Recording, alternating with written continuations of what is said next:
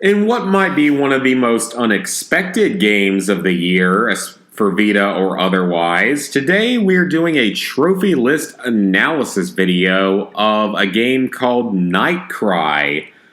This game comes with 16 total trophies worth 1,140 points. It's only on the Vita. 1 platinum, 9 golds, 4 silvers, and 2 bronzes. So that sounds very appealing from the start. But let me give you guys a little bit of background on this game because I was absurdly surprised to see this be a thing. NightCry is a spiritual successor to the Clock Tower franchise. Now, for those of you who don't know what it is, Clock Tower was a powerhouse in the late 90s as a survival horror franchise in that it plays very similarly to Alien Isolation in that your goal is to sort of get through the game, solve puzzles, maybe kill a few enemies while avoiding a basically unkillable main enemy. In the case of the earlier games, his name was Scissor Man. He was this midget guy that had a giant pair of hedge clippers basically as his weapon. And it was a well-known series, and it was actually very good for its first couple games for the fact that it was actually, you had a threat that you couldn't kill. You just had to try to escape from at any given time, sort of Alien Isolation style. And NightCry is the spiritual successor to that. It had like a GoFundMe or something. I think it came out in 2016 for PC. It was not very well received. I've seen some gameplay of it, and I'm not surprised as to why. But yeah, that's your background for the game, and I'm honestly very curious to see how this managed to get released on the Vita. And I am probably going to platinum this because the Clock Tower franchise is very good in the survival horror, in the whole survival horror game design. It's something that deserves a proper remake or a proper reintroduction for newer audiences because, like I said, it plays very similarly to Alien Isolation. So let's take a look at the trophy list. So the Platinum Trophy is just simply called NightCry. You unlocked all trophies.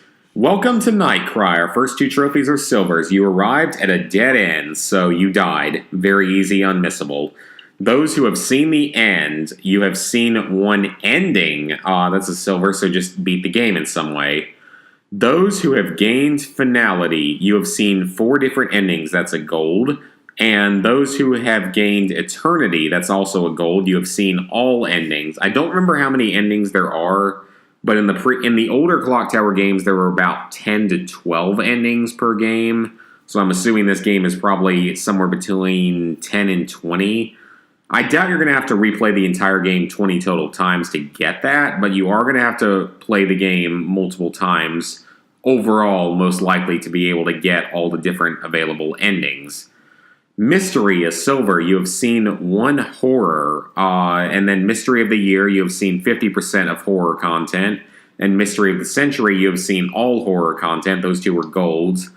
I am going to assume that those horror moments, I believe, are just special sort of cutscenes and stuff, but not actual, like, deaths or anything. They're just bad moments that you see of other characters during the game, I believe. I don't know how many there are. I don't know that much overall about NightCry. I've seen like maybe a Let's Play of it before, but it's not the most interesting game to watch. I don't think that's going to be that hard if you follow a guide, but it is just a thing that it's going to most likely mean multiple playthroughs for all the horrors and all the endings. So now on a trophy that doesn't make the most sense in the world, Suicidal Ideation. You experienced game over. You wish to die. You experienced, or you unlocked 50% of game over content. That's a gold. And Death Wish Diva, you unlocked all game over content, also a gold. So I believe you can have game overs that don't involve you dying because it sounds like it's different according to the way the trophies are written. So I think that with a lot of this, if you follow a guide, it's not going to be that hard, but I don't really know that much about the game, and I don't even know if there are that many guides available out there for the different endings and the different deaths and stuff. There are a decent number of endings and a decent number of deaths and stuff available from what few Let's Plays I have seen of the game. So it's not going to be the shortest thing in the world. It's not going to be that hard, but I don't think it's going to be the shortest thing in the world. You're going to have to play through a few times, and it's not really the best game in the world. It's literally, it's, at least for the earlier part of it, it's a hot girl running around in high heels on a ship being chased by a killer. That is literally the sum of the first half of the game, I believe. For our last few trophies, the Scissor Walker appears. You encountered the Scissor Walker, who is the replacement of Scissor Man. Why you couldn't just have it be Scissor Man, I guess for copyright reasons maybe. But regardless, it'll always be Scissor Man for those who know this franchise. Face your fears. You succeeded in resisting the Scissor Walker. That's a gold, so I assume that means you fight him off, which you can do in the various Clock Tower games. Rock, paper, scissors. You succeeded in chasing off the Scissor Walker, so I think that means you ran away from him, which can happen as well if you manage to get far enough away, get him distracted enough that you can get away from him. Shouldn't be too hard. Would probably come naturally, actually. The Nightmare Begins. You found an item that's a bronze, so that sounds like a pretty easy, unmissable trophy, so you don't really have to find too many collectibles or anything. And Sacrifice. You were saved by Angie. I have no idea what that's going to require, but it is a gold, so I don't know if that's an ending-related trophy or what. So overall, this is a very interesting game. I'm still very shocked this is a thing, that it actually got a Vita release after 3 years of being on PC with fairly negative reviews. I really do like the Clock Tower franchise. It's a really, really good survival horror franchise, and I'm still shocked that we're getting NightCry on the Vita. I mean, next thing you know, we might actually get the Five Nights at Freddy's games on Vita, which has been hinted at for a very long time, but has never really come true yet. So overall, with this game, given what I know of the game and what I've seen of the game with videos and stuff, as well as knowing what I know about trophies and stuff, I don't see this being a particularly hard platinum if you follow a guide. The game is going to have some amount of random chance to it with the way the Scissor Walker and such works, or Scissor Man as you want to call him.